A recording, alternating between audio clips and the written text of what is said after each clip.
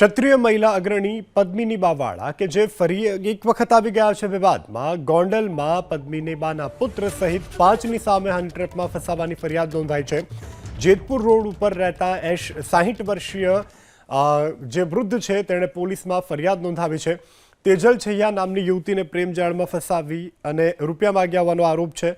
તો રૂપિયા તેમજ મકાન પચાવી પાડવાની ધમકી પણ આપવામાં આવી હતી. આ સમગ્ર મામલે પદ્મિની બાએ પોલીસ ફરિયાદને ખોટી ગણાવી અને પલટવાર કર્યો છે કે આ વ્યક્તિ યુવતીનું શોષણ કરવા માંગતો હતો. ઠપકો આપ્યા બાદ તેણે માફી પણ માંગી હતી. યુવતીએ રમેશ નામના વ્યક્તિની સામે છેડતીની ફરિયાદ નોંધાવી હતી. વિડીયો કોલના માધ્યમથી બીભત્સ માગણી કરતો હોવાનો પણ દાવો છે.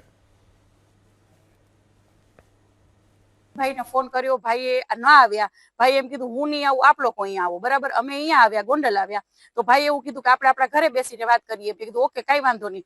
ભાઈને અમે બધું દેખાડ્યું. મેં કીધું ભાઈ આ શું છે, તમે શું જોવો છો, મારે જોવડાવવું છે. અને અમારું એક પેલો તો એવું જ હતું કે એ ભાઈને અમારે ખુલ્લા પાડવા હતા કે કોઈ પણ જોવડાવવા જાય અને આવા બેનો દીકરીઓને ખોટા સકંજામાં લઈ અને શોષણ ન કરે.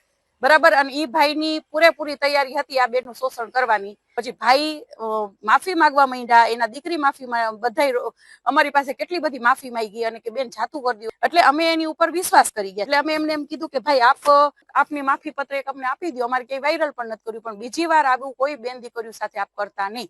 બસ આટલી જ વાત હતી. એમાં એટલું બધું ચગાવ્યું. મારા ભેગા ખાલી 2-3 દીકરા વાવ્યા હતા. ખાસ કરીને મારા દીકરા તો મારી સાથે જ હોય છે. તો મારા દીકરા માથે શેની ભાઈ ફાયર? મારા દીકરા અહીંયા આખું અમારી પાસે ફૂટેજ છે. બરાબર છે, અમે ત્યાં હતા, અમે બેઠા હતા, અમે નથી કોઈ મારકૂટ કરી, અમે નથી કોઈ જાતની કોઈ એવિડન્સ નથી કે અમારી માથે જે ફરિયાદ થઈ છે એ ફરિયાદ થઈ શકે.